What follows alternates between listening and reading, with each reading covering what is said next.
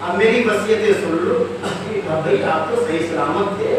نہیں میں نے افواہ میں یہ دیکھا ہے, پیغمبر نے بتایا ہے, حرمت کی ہے, لہذا پڑھے لکھے انسانوں نے دنیا میں تعبیر کی ہے کہ تمہاری زندگی کے 18 سال بتائے, کسی نے 18 مہینے بتائے, کسی نے 18 دن تک بتا دیے. اب جیسے 18 دن بتائے پریشان ہونے لگے.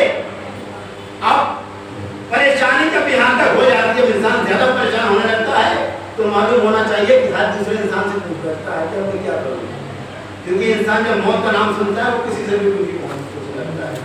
ایسے ایسے تعبیریں پوچھ رہے تھے جنہیں تعبیر کا علم تک نہیں معلوم تھا, اس سے تعبیریں پوچھ رہے تھے, در بدر بھٹک رہے تھے, لیکن کیسے معلوم ہے کہ صحیح گھر پہ کیسے پہنچا جائے,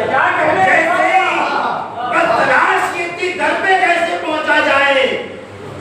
18 پہر تک پہنچ گئے, گھر میں وصیتیں کرنے لگے کہ میری موت آنے والی ہے, 18 پہر باقی رہ گئے ہیں, 18 گھنٹے تک آ گئے یہ کہ بس اب میں تو چلنے والا ہوں, خدا سے ملاقات کر لوں گا, میرے بعد میرے گھر والوں کا خیال رکھنا. اب ان کے بچے بھی پریشان ہو گئے, یہ کون سا ایسا انہوں نے خواب دیکھ لیا کہ اتنے زیادہ پریشان. اب گھر والوں نے سمجھایا کہ آپ پریشان ہو رہے ہیں, آپ کسی ایسے گھر پہ جائیے جو خواب کی تعبیر بتا سکے. جیسے ہی ان کو یہ محسوس ہوا کہ میں چلنے والا ہوں, 18 پہر باقی رہ گئے ہیں, 18 گھنٹے باقی رہ گئے ہیں, موت کا وقت جیسے ہی قریب آیا, ایک صدا ان کے کانوں تک آ گئی. صدا یہ آئی ہے کہ آج نفس رسول میدان میں آیا ہے, مدائن میں آیا ہے. جیسے ہی مدائن کا نام سنا کہ آج تو خواب کی تعبیر مل جائے گی, نفس رسول کے پاس آئے. کیا دیکھا انہوں نے کہ نفس رسول آیا ہے. کہاں آیا تھا؟ کب بازار میں تھا. اب یہ بازار کی طرف دوڑنا شروع کر دیے.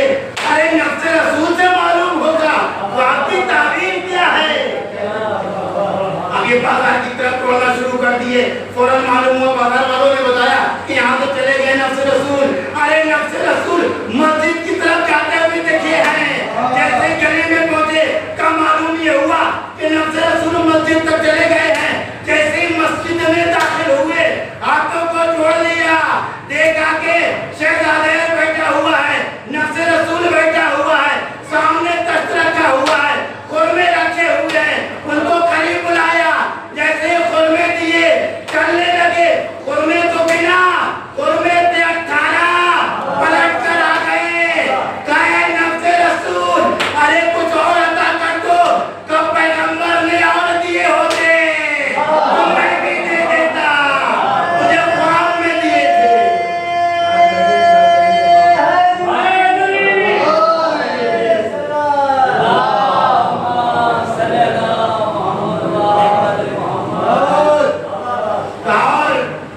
اور دے دیجیے کچھ. کہا نانا نے خواب میں اور دیے ہوتے تو میں بھی تجھے اور دے دیتا. ایک سلوات پڑھی اور محمد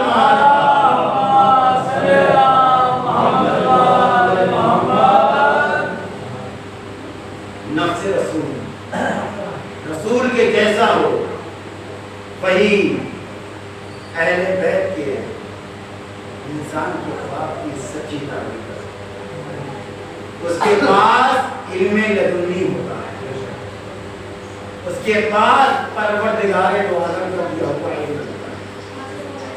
وہ منصوص من اللہ ہوتا ہے, اللہ اس کو اپنی جانب سے خلیفہ بناتا ہے.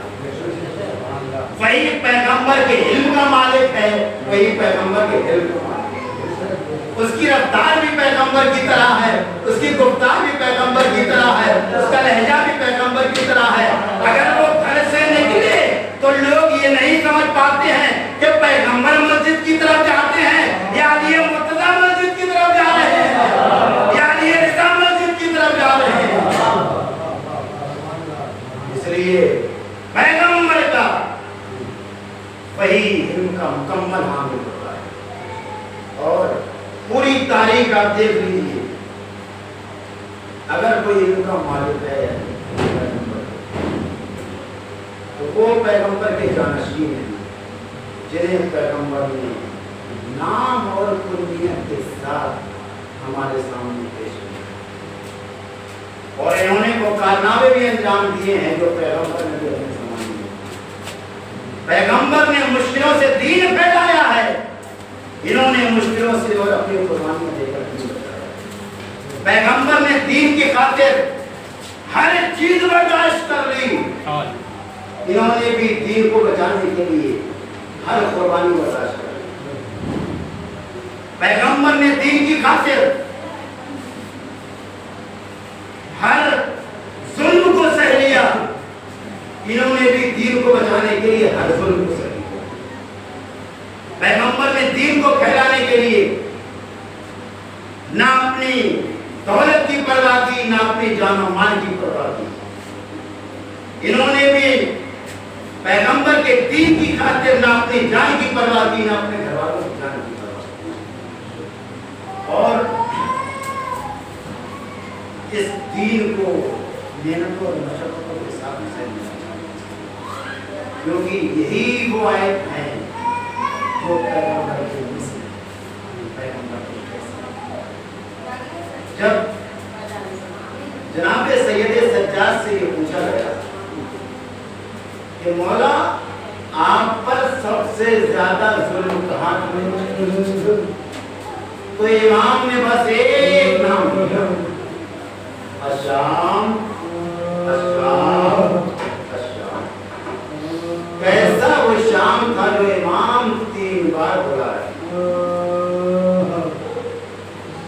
تاریخ نے بتایا کہ کائنات میں سب سے زیادہ گریہ کرنے والی 5 شخصیتیں. پہلی شخصیت کا